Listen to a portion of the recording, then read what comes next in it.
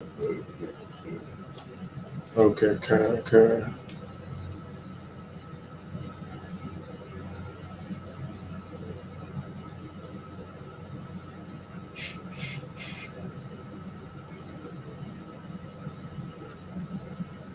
Let's see.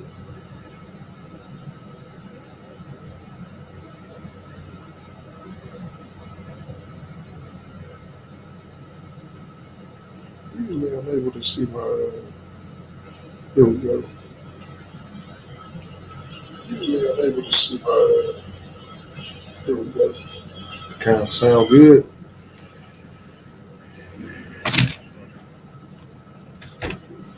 Sound good. Get this full screen.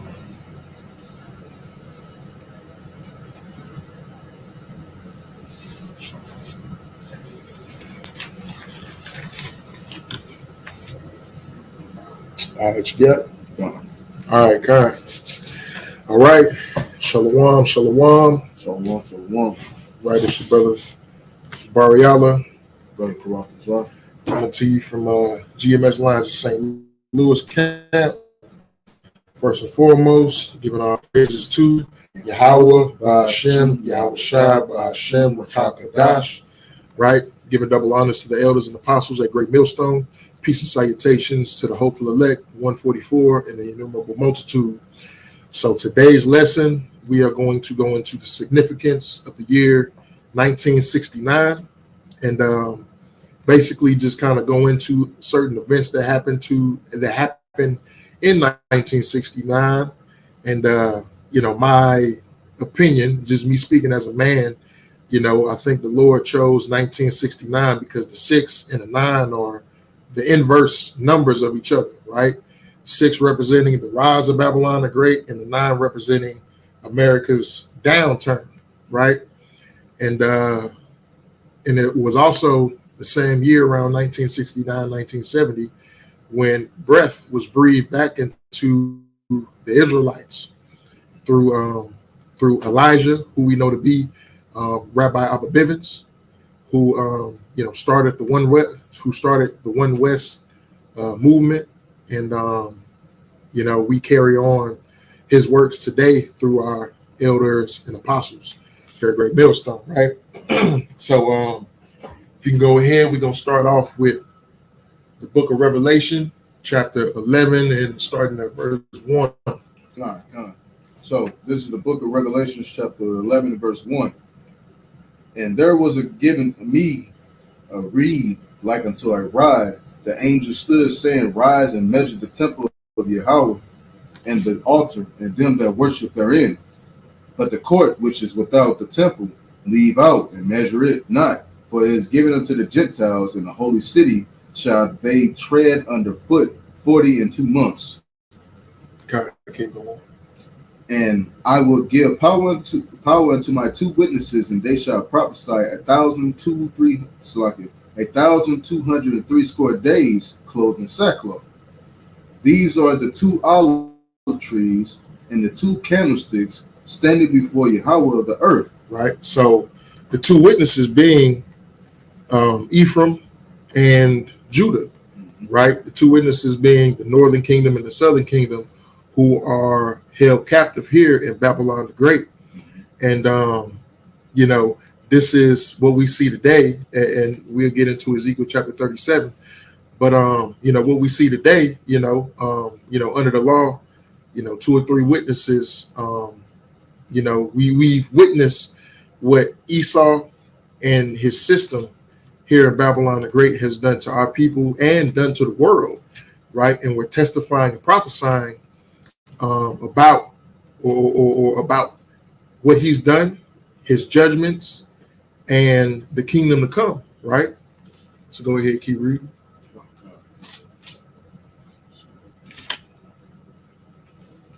Getting back to the Revelations 11.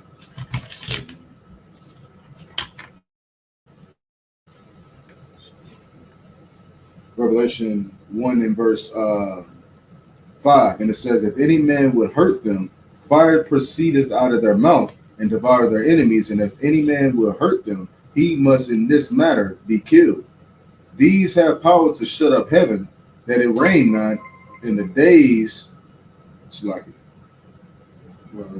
these have power to shut up heaven, that it rain not in the days of their prophecy, and have power over waters to turn them to blood, and to smite the earth with all plagues as often as they will. And once this right here is just going referencing back to what Moses did when the Lord sent Moses to free his people. Okay, that's where you get the term "let my people go," because that's the story of Moses. And when it says these have days of shut heaven, that it rain not, days they prophecy, that happened in the days of Elijah. Okay, when the Lord basically made it to be a drought over the land. Okay, and Elijah prophesied it. Okay, and it says, and if in this matter, if any good man will kill them, and he must be killed in this matter. Okay, because you can't touch the apple of the Lord's eye. Okay, because you come against us, you coming against the Lord, man. Okay, verse 7. No, verse 7. And when they shall have finished their testimony, the beast as ascended out of the bottomless pit shall make war against them, and shall overcome them and kill them. And their dead bodies shall lie in the street of the great city, which spiritually is called Sodom and Egypt, where also our Lord was crucified. Right. So as you see in verse 7, it says, "In the beast that ascended out of the bottomless pit." Right. So we know that beast to be Esau Edom in the system that he's created. Right. Which they've, and the symbolism of them killing us is them taking our heritage from us, them taking the knowledge of who we were and knowing who we were as Israelites from us, and giving us these terms like black, Hispanic, Mexican, and all of these other things to kind of confuse the people. That's the beast that the scripture is talking about, out of the bottomless pit, talking about Europe, I believe, right? John, bottomless pit is Europe. Yeah. Because that's where they came out of. They came out of Europe, over here to the so-called New World, which wasn't the New World because the Northern Kingdom was here already, right? And that's how they took America. They took America by force. You know what I'm saying? And they, in Jeremiah 17:4, prophesies that we would lose our heritage and we would be carried away to a land not of our own to be slaves, right? That's exactly what happened. And now it says in their dead bodies, if you can get Ezekiel 37 for me. Okay. And it says, "In their dead bodies shall lie in the street of the great city, which spiritually is called Sodom and Egypt, where our Lord was crucified." And let me go here. And also in that same chapter, okay, when it says verse 8, "Their dead bodies shall lie in the street of the great city, which is spiritually called Sodom and Egypt." You look at the things that happen within America, okay? You got sodomy at all-time high, That's to let you know that this place is basically Sodom and Gomorrah all over again, okay? Because they was doing all manner of wickedness in those days, okay? And guess what? They are happening now. The scriptures say, basically things happened back then. It's going to happen again, which is mentioned as Ecclesiastes 1, okay? Because the same events are playing out today. And when it says, and where also our Lord was crucified, it's talking about the image of our Lord, okay? The image of our Lord has been crucified within this country, okay? And they whitewashed all the prophets, whitewashed Yahushua himself, okay? And if you go into the Renaissance era, which the book of Revelation speak about that, okay, that's when they ultimately started changing everything in basically the images of everyone in the scriptures. That's why our people are in the dead. That's why it says their dead bodies should lie in the street, because our people are in a dead state of mind, okay? Because our people don't have no knowledge of the scriptures, okay? And that's why the Lord set up his prophets and gave us the breath of life, which we're finna get into that in the book of Ezekiel, 37 chapter. And that's what the reason it says. It's Ezekiel chapter 37 and verse 1. And the hand of Yahweh was upon me and carried me in the spirit of Yahweh and set me down in the midst of the valley, which was full of bones. Right. And So, go ahead. so that valley is talking about America, right? That's what the valley of the shadow of death is, right? Because this is where, we were, figuratively speaking, this is where we were killed, right? This is where our heritage was taken from us, because no other captivity did the Israelites completely lose their heritage or completely forgot who they actually were. In the Greek captivity, we knew we were Israelites. In the Roman captivity, we knew we were Israelites. The Babylonian, the Assyrian, all of these other captivities, we knew who we were. We understood that we were the Israelites or the Jews, right? The true Hebrew Israelites. But over here in America, this captivity, Babylon the Great, you know what I'm saying? Or Mystery Babylon, this is the place where we were stripped of all of that completely as a nation. You know what I'm saying? So this is what the Valley of Dry Bones is talking about, or this is the Valley of Bones, right? And the reason why the Lord is referencing us to bones because we don't have no flesh, and the flesh supposed to represent knowledge, wisdom of the scriptures. Continue on. Yep. And it says, verse 2, and caused me to pass by them round about, and behold, they were very many in the open valley, and lo, they were very dry, meaning they didn't have no knowledge of wisdom, understanding of the scriptures. Mm-hmm. And he said unto me, Son of man, can these bones live? And I answered, O Yahweh, thou knowest. Again, he said unto me, prophesy again these bones, and say unto them, O ye dry bones, hear the word of Yahweh. Thus saith the Lord Yahweh unto these bones, behold, I will cause breath to enter into you, and ye shall live. And I will lay sinews upon you, and will bring flesh upon you, and cover you with skin, and put breath in you, and ye shall live, and ye shall know that I am Yahweh. Right. So, again, here in the Valley of Dry Bones, which means that, we were stripped of the knowledge of the scriptures, our heritage, who we were, and things of that nature. Now here we are coming back to our heritage, coming back to the knowledge of the scriptures and the knowledge that we are the true Hebrew Israelites, right? That's what the Lord is talking about when he says that he's laying flesh upon us and covering us with the skin, and he's putting the breath in you, right?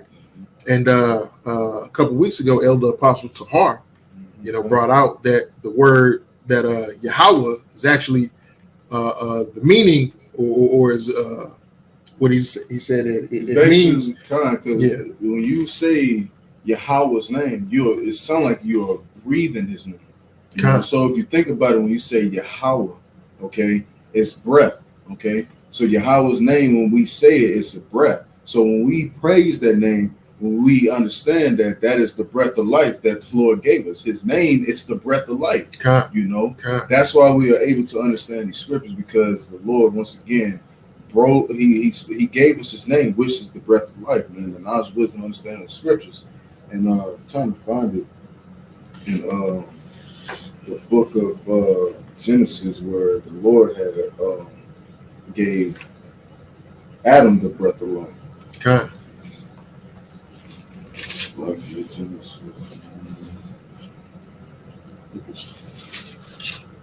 So we can continue on and make.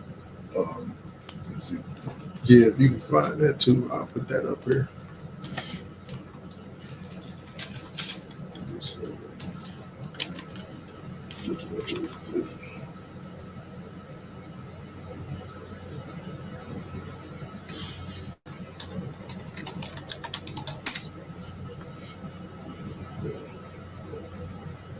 I think Genesis 2 and 7. What? So this is the book of Genesis, chapter 2, verse 7.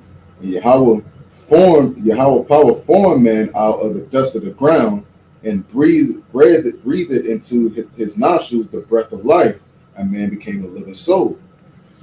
Right. So right there it go right there. The Adam, Abraham, Isaac, and Jacob, they knew the name of the Lord back then. They had the breath of life, okay? That's why when you come into these times when we in Babylon the Great, a lot of our people are lost. That's why they are referencing to dry bones, because they don't know the name of the Lord. They still calling upon Jesus Christ. Okay, they still calling Yahweh Yahweh. Okay, when you say Yahweh, it's like you suffocate a little bit saying it, you know. But when you say Yahweh, then you getting that full-fledged breath, you know. You feel that, right? You feel it. And again, that's the life, the same way that Yahweh breathed life into Adam, right? Who we know to be Yahweh Shai in the reincarnation.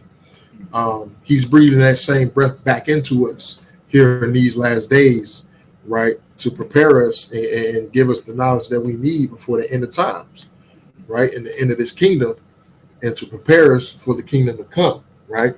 So this ain't just, you know what I'm saying? Because, you know, you got these Christians, you got vocab been coming at us lately. You got a whole lot of other, you know, even some Israelite groups, you know, Bishop Yefta, you know what I'm saying? He been separating himself from the Israelites and things like that, man. But, you know, the true men of Yahweh Bashim Yahweh Shai, we have that life. We have the true doctrine and understanding of the Holy Scriptures, right? Which is that breath of life, man. Right. So this is it's a precious thing. So let's go back to Ezekiel 37 and start at verse 7. This is Ezekiel 37, verse 7. So I prophesied as I was commanded, and as I prophesied, there was a noise, and behold, a shaking, and the bones came together, bone to his bone. And when I beheld, lo, the sinews and the flesh came up upon them, and the skin covered them above, but there was no breath in them. Then said he unto me, prophesying to the wind, prophesy, son of man, and say to the wind, thus saith the Lord Yahweh, come from the four winds, O breath, and breathe upon these slain, that they may live. So I prophesied as he commanded me, and breath came into them, and they lived and stood upon their feet as an exceeding great army. Right. So let's take it back to Revelation 11. This goes hand in hand, right? So we start at verse 9. Revelation 11 and 9, it says, and they of the people and kindreds and tongues, nations shall see their dead bodies 3 days and a half, and shall not suffer their dead bodies to be put in graves. Right. So this is representing of, you know, here Babylon the Great, when they put us through slavery and they stripped us of the knowledge of ourselves, right? Because you got all of these other groups and you know, Kemetic people and all of this stuff, these back to Africa folks talking about knowledge of self, right? Well, Esau stripped us of our true knowledge of self, of us being the true Israelites, of the knowledge of the scriptures and everything like that, right? And from around 1619 to 1969, and if you add that up, it's 350 years. That's representing the 3 days and a half, right? So during that time, you know, nobody had thought to, when it says put us in graves, nobody had thought to, you know, explain to us or break down to us, hey, you know, you guys are the Israelites. The reason that these things are happening to you because it was prophesied in the Bible that you guys were going to slavery, come here on ships and things like that. Everybody was just looking around like, oh, look at these niggas. We ain't going to tell them. They don't know that they the greatest people on earth to ever walk the earth. We ain't going to tell them that. We just going to keep that a secret, right? And these elite have paid billions of dollars just to keep that a secret, keep that from us, right? But yet, after the 3 days and a half around 1969, that breath began to be breathed back into us, right? Through Rabbi Abba Bivens, who we know is Elijah, which was prophesied to come in the scriptures, right? And then keep reading, verse 10. God. Revelation 11 and 10, and they that dwell upon the earth shall rejoice over them and make merry, and shall send gifts one to another, because these two prophets tormented them that dwell on the earth. Right, because back in David and Solomon's time, man, we had these heathen under subjection. We had all of these heathen under subjection at one point in time, right? All of these heathen, and you can see in Psalms 83, it explains who our enemies were. And we had all of these heathen under subjection, and they remember that. That's why they chose not to tell us that, right? Because they like, well, we ain't gonna tell you because what? You're gonna be back on top again, right? So, that's why they says they sent gifts one to another. It's talking about slaves. We were the slaves that they were sending as gifts one to another, making merry. They were happy to put us in slavery, happy to put us on the bottom and put us in these low estates here in the hood and the ghettos and the reservations and things like that, right? And that's where, that traffic comes into, the traffic of commerce, That's the slave trade was a traffic, man. They were selling us off in the auction. You go look at the history of Black Friday. What was that about? That was about them selling off Israelites, man. Mm-hmm. Okay, for a good deal. All right. So just think about it, man. Our people have been destroyed by a lack of knowledge. That's what Hosea 4:6 goes into. Our people are destroyed of a lack of knowledge because they don't know these things. Okay. The Lord had to send this breath upon the true prophets because the Lord even said that he's going to send pastors of his own heart. Okay. And we believe here at GMS that we are those pastors of the Lord's heart, man, because we are going into the truth and speaking 100% truth, man. Okay. Right. So let's go to verse 11. Verse 11 in Revelation. Yep. And it says, and after 3 days and a half, the spirit of life from Yahweh entered into them, and they stood upon their feet, and great fear fell upon them which saw them. Right. And they heard a great voice from heaven saying unto them, come up hither. And they ascended up to heaven in a cloud, and their enemies beheld them. Right. So again, after 3 days and a half, after that 350 years, life began to enter into us, right? Mm-hmm. So look, we go ahead and get Malachi chapter 4 and verse 5. Right? Life began to enter into us, right? By what? By the preachings of Elijah, or who we know as Elder Rabbi Abba Bivens, which was prophesied here in Malachi chapter 4 and verse 5, right? Mm-hmm. This is the book of Malachi chapter 4, verse 5. And it says, behold, I will send you Elijah the prophet before the coming of the great day, great and dreadful day of Yahweh. And he shall turn the hearts of the fathers to the children, and the heart of the children to their fathers, lest I come and smite the earth with a curse. Right. So before that great day, it's talking about before the destruction, before Yahweh's judgment, before he brings judgment upon the earth for all of the wickedness that's been going on and for what they've done to his people. Right. So Elijah was sent forth to jumpstart this ministry that we see today. Right. All of these camps that we see today, it stems from all of these camps that we see out on the streets. They all stem from the teachings of Elder Abba Bivens. You know what I'm saying? Whether you got camps that may deny it or maybe not, who knows? But we know that the truth that all of these things that we see, this movement that we see here at Babylon the Great, with these men, these so-called blacks, Hispanic and Native American men on the streets preaching and prophesying, right? This movement stemmed from Elder Rabbi Abba Bivens through the spirit and power of Yahweh Ba'ashem Yahweh Shai, right?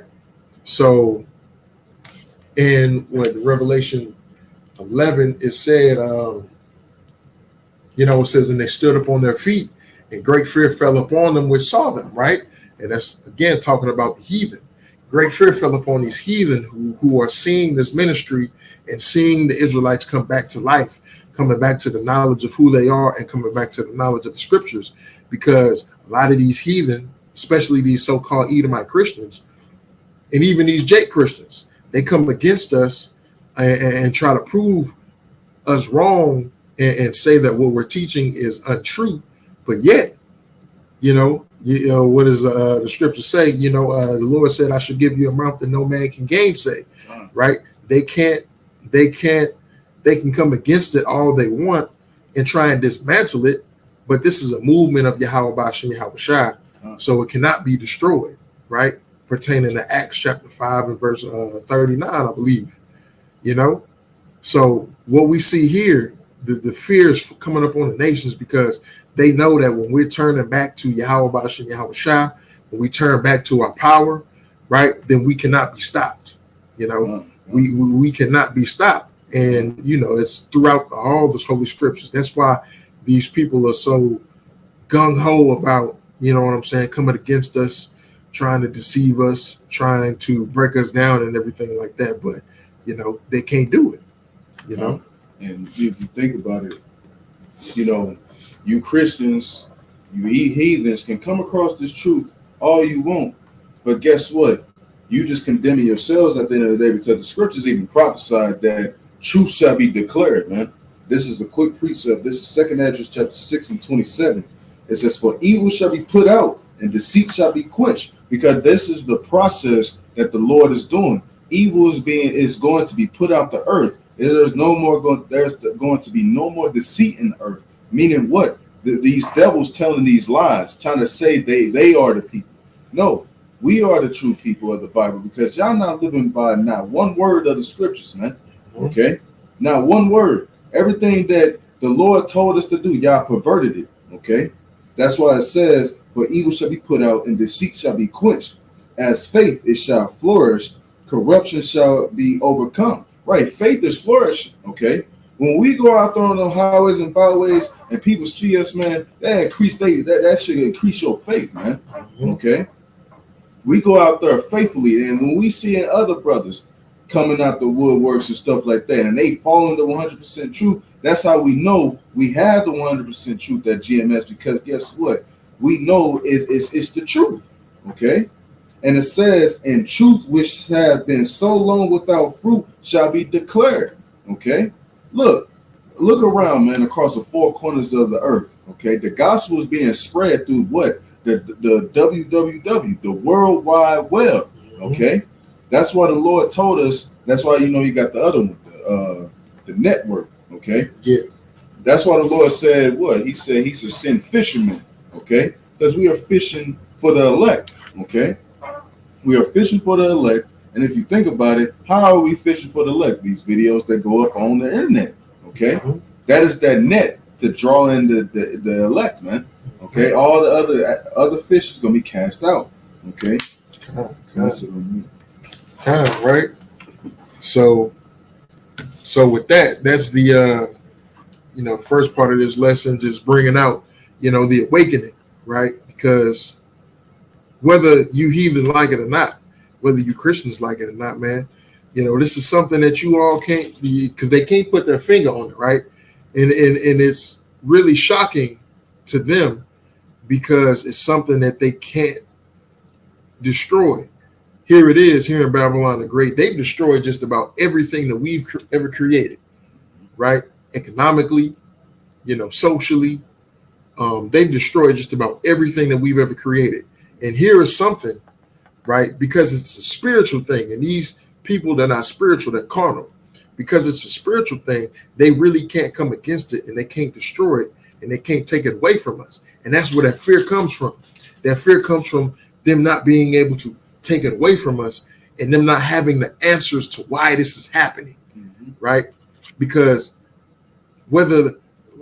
as much as they try and come against us, right, they can't deny that it's happening, and it's coming from these people who are just so low and at such a low estate, especially the so-called black man, right? Who they've been, trying to keep underfoot, for so long, and now we're coming back to our power, and now things are, becoming known. The truth is out there, right? And then another thing, when you go into the Hebrew word, that word known, is getting famous. Okay, this truth is starting to become hot. You got random jakes that come up to you. They be like Shalom. That is going to show you that the Lord is working a miracle.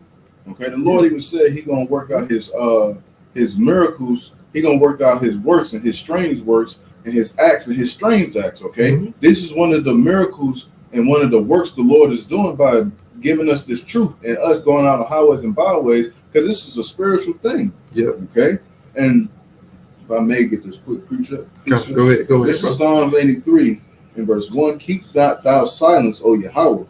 Keep not thy peace and be not still, O Yahweh, for lo, thine enemies make a tumult, and they that hate thee have lifted up the head, and they have taken a crafty counsel against thy people and consulted against thy hidden ones. Who are the hidden ones? The Israelites. They have said, come and let us cut them off from being a nation, that the name of Israel may be no more in remembrance. And how are they doing that to this day? By giving our people bullshit ass food, God giving us bullshit ass music. Like they set up Sexy Red, to just destroy the minds of you women. Okay, they give us NBA YoungBoy, destroy the minds of you men. Okay, but y'all fail to realize that they are doing this on purpose because they are taking a crafty counsel on how to keep you Jakes, you so-called blacks, Hispanic, and Native Americans in a dumb state. That's why the scriptures say that they are dry bones. Because they know who you niggas are. Mm-hmm. But you niggas don't know who you are. Mm-hmm. That's the thing about it. Mm-hmm. You know what I'm saying? And as long as they can keep you in that state, they happy. Right. But they ain't happy with this truth. Mm-hmm. You know what I'm saying? They not happy with that, right? Mm-hmm. And it also says, verse 5, for they had consulted together with one consent, they had confederate against thee, the tabernacles of Edom, one of the first enemies on the list. Mm-hmm. Esau, Edom. Okay, he's the ringleader of it, man. Then you got Moab, the Ishmaelites, Amalek, Ammon. Look, all these nations hate you, Jake. Okay, you can't try to make them your friend because Jake always want to save the white man, but guess what? The white man don't want to save you. Okay. Nope. So now I'm gonna start off. I got a timeline and I got a couple articles. So this is a timeline of events that happened in 1969. And we just gonna kind of quickly go through them. It's a couple key events I wanna point out, but we're just gonna go through a couple of them from January to December, right? So I'm trying to find a couple of them because I went through this earlier today, and a few of them kind of stood out to me. Wasn't really much that happened in January. Wasn't really much that happened.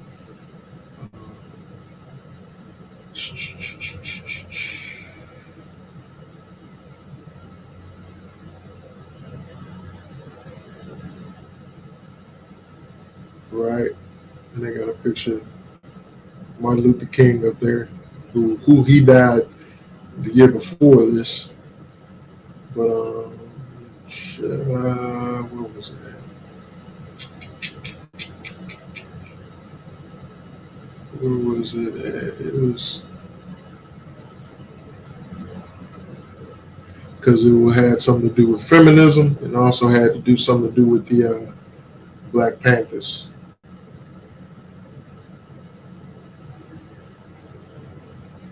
Which I think that happened later in the year. Actually, now that I think about it. But I thought it was something that was up here. Bear with us. Because I think this was here's one thing, right? Well, actually, I didn't see this one. It says William Brent, a member of the Black Panther group, hijacks a U.S. airplane to Cuba and becomes the 28th person in this year to do so.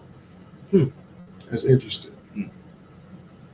Which, and when it came to the Black Panthers in that time, of course they weren't in the truth. They didn't have the knowledge and things that they had, but they had they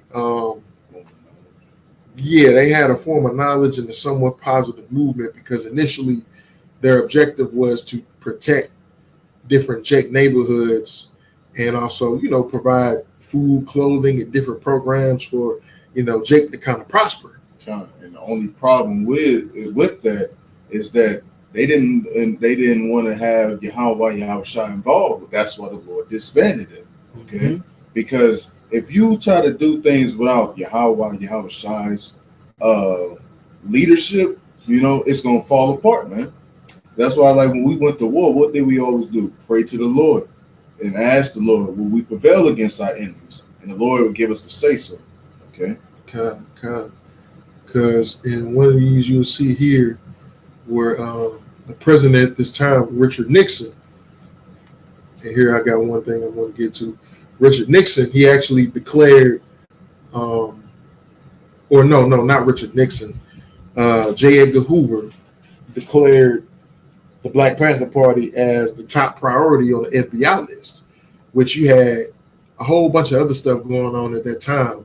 But here it is, these so-called black men who vowed to protect their neighborhoods, they declared them the number one group that the FBI should focus on, basically because they wanted to dismantle them, because they understood that, when Jake actually comes together for something that's positive, Jake is dangerous.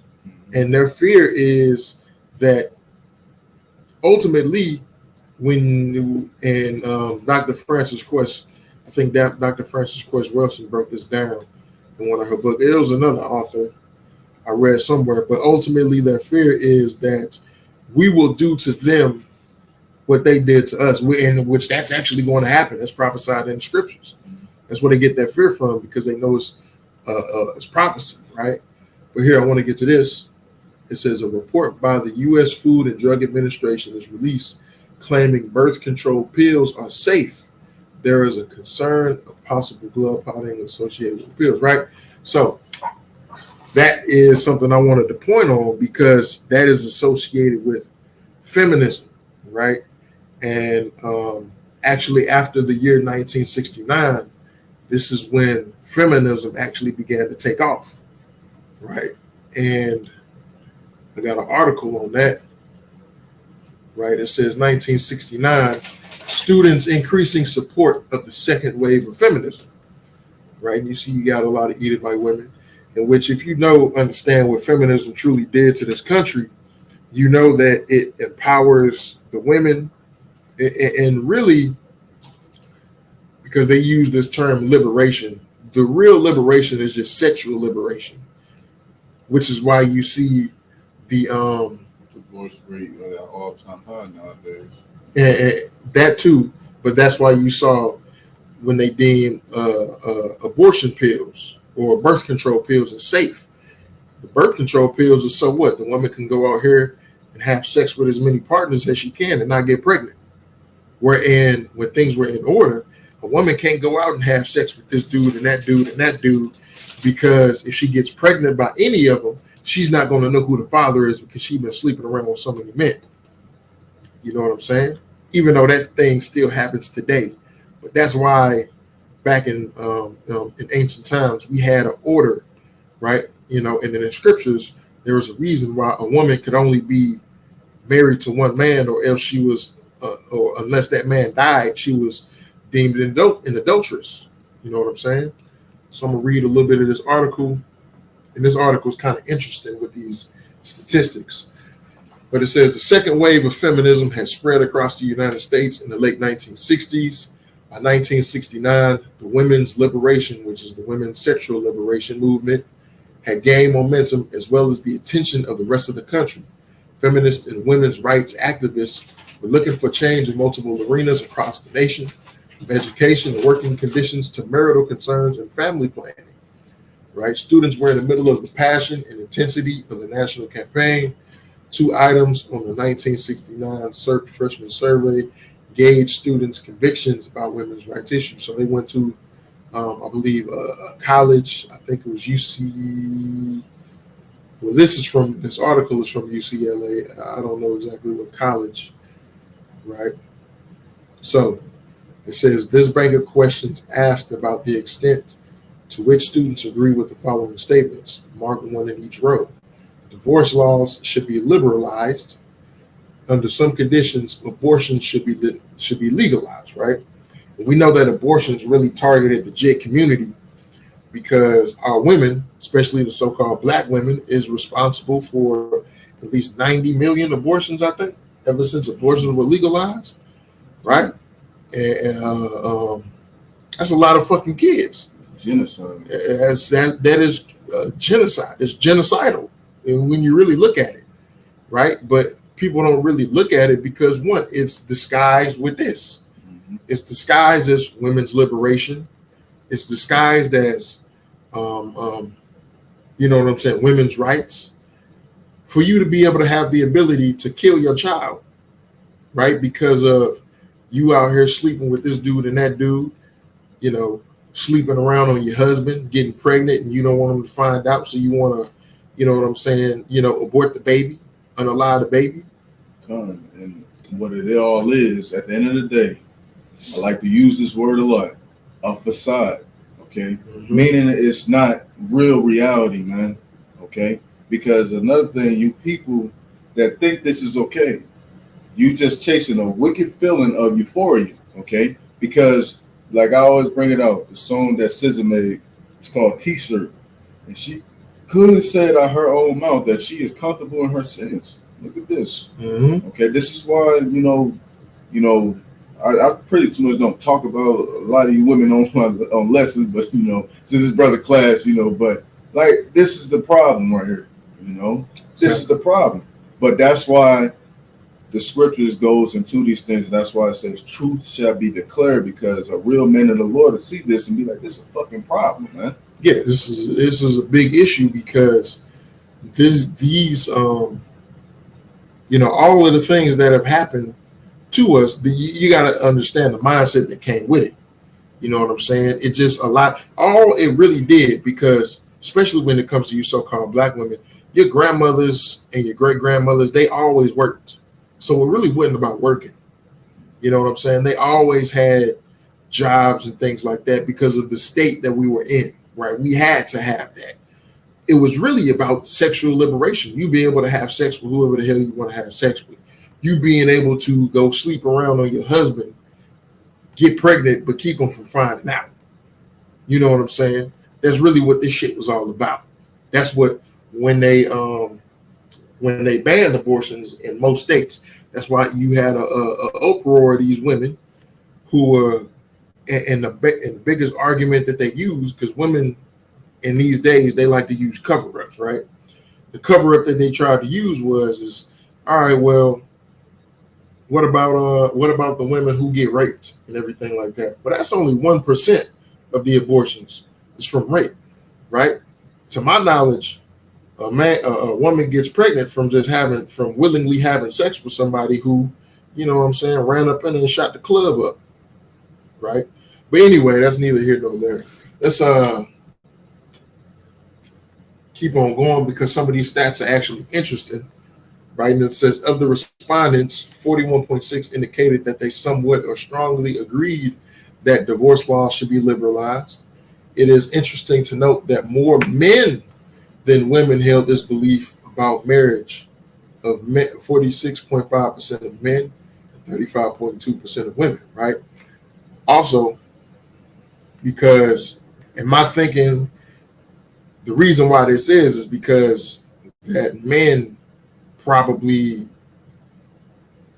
probably thinking like, okay, well, if divorce laws are liberalized, meaning it's easy to divorce somebody, it's easier to divorce somebody or legally divorce somebody. That's cool. All right, I can leave my wife and I can go marry this younger chick and do this and do that or whatever. And or it'll be easier for me to have, you know what I'm saying? Because some people did this, got my woman on the other side of town and I got my wife at home, and you know what I'm saying? If she want to leave, and that type of thing right there, right? But it's inside joke. That's about it. But we see in these modern times that actually backfired on them. That actually backfired on the men, because the divorce laws are actually more geared towards women, because women get more of the benefit, right? If you divorce your wife, you probably got to pay alimony, probably got to pay child support. You got to give her half of your assets if y'all have any. You know what I'm saying? So it's really more beneficially geared towards the woman than it is the man. And that plays a part in the downfall. Women's liberation, divorce laws or marriage laws and things like that actually play a downfall, or played a big part of the downfall of America, right? So here it says, furthermore, 76.2% of all freshman respondents indicated that they somewhat or strongly agreed that under some conditions, abortions should be legalized. Again, more men, 77.9%, than women held this belief about abortion. Now, it was still both high numbers, right? But you got to understand, and I'm going to get that Isaiah 19 and 14, right? It's a wicked spirit on Babylon the Great. It's a perverse spirit where, and this is again is leading to the fall of Babylon the Great, is where everything just became about fun and pleasure, right? Fulfilling the lust of your flesh, doing whatever the hell you want to do, no matter how wicked it is, and not being judged for it, or not being looked at any kind of way, or not having any consequences, right?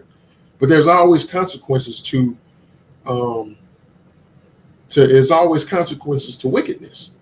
You know what I'm saying? So let me go ahead and pull that up real quick. Isaiah 19 in verse 14. You got it. Right. This is the book of Isaiah, chapter 19 and verse 14. Yahweh had mingled a perverse spirit in the midst thereof, and they had caused Egypt to err in every work thereof, as a drunken man staggereth in his vomit. Right. So the Lord has put a perverse spirit here in America, and that's what Egypt is talking about, pertaining to Revelation chapter 11 and verse 8. This is spiritual Sodom and Egypt. You know what I'm saying? Because when you look at the history of ancient Egypt, right, women were sexually liberated. Women could go ahead freely have different sexual sex partners, you know, outside of their husbands, and just kind of, you know, freely fuck around with whoever the hell they wanted to do. You know what I'm saying? And we see that same spirit here in America. And we see what happened to ancient Egypt. And Babylon the Great is headed for that same judgment, that same downfall as we see here in America, right? Because as me and brother was talking about, right, it's like, damn near you can't find a woman out here with less than, you know what I'm saying, with less than 3 bodies on her. You ain't gonna be able to find a woman out here like that in Babylon the Great. They all got 15 or more when you meet them.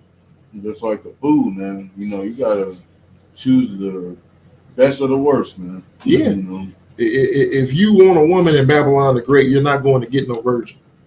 I'm gonna tell you that right now. You're not gonna get no virgin. You know what I'm saying? So yeah, like you said, you gotta get the best of the worst. You know? And we got Isaiah 47, verse 1. It says, Come down and sit in the dust, O virgin daughter of Babylon. Sit on the ground. There is no throne, O daughter of the Chaldeans, for thou shalt no more be called tender and delicate. Take the millstone and grind meal and uncover thy locks. Make bare the leg and uncover the thigh. Pass over the rivers. Thy nakedness shall be uncovered, yea, thy shame shall be seen. I will take vengeance, and I will not meet thee as a man. As for our Redeemer, Yahweh Shai of hosts is his name, the Holy One of Israel. Right. Sit thou silent and get thee in darkness, O daughter of the Chaldeans, for thou shalt no more be called the Lady of Kingdoms. Right. So this place, man, this whore, because this is what Babylon the Great is described as in the scriptures, as a whore's woman, right? But all of her, just like the perception of Babylon the Great is as a good girl, right? When you look at a good girl, you know what I'm saying? She's cute, she's sweet, she comes to you covered up, you know what I'm saying? She ain't showing a whole lot of breasts, a whole lot of legs and thighs and everything. And you look at her like, oh, this is a really good girl. I love to have her on my arm, right? But then, and I'm pretty sure some brothers can attest to this, then you start dealing with it and you see that this bitch is wicked as fuck. Damn serpent. Right, a damn fucking serpent. This bitch is more wicked than the hoes that you see out there on the strip. You know what I'm saying? And that's what America is. This is exactly what America is. America looks so great and pretty and delicate and innocent to the entire world, but when you get up in this motherfucker, you see how fucked up it is. God. Straight up. When you've been in here and you see this place, man, this place is fucked up. You know?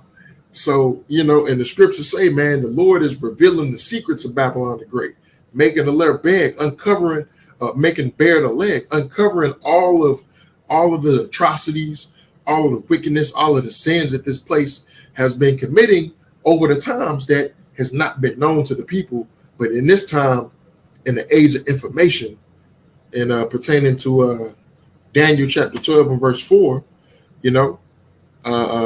when knowledge is increased, now we're actually beginning to see, right? Just like with the Palestinians and so-called, you know what I'm saying, the small hats, right? Everybody is siding with the Palestinians over the world. I even had an Edomite on an Uber ride today who gave me a magazine, that was in support of the Palestinians. Everybody is seeing these people for who they actually are now, right? It's like, you know what I'm saying? You thought she was a good girl, but now you're seeing her for the hoe that she is, for the true whore that she really is. And that's Babylon the Great, and that's America, man. So that's all I got right now. If you got any other precepts you want to bring out? Con, and when you go into the Revelation 17, you got to really think about what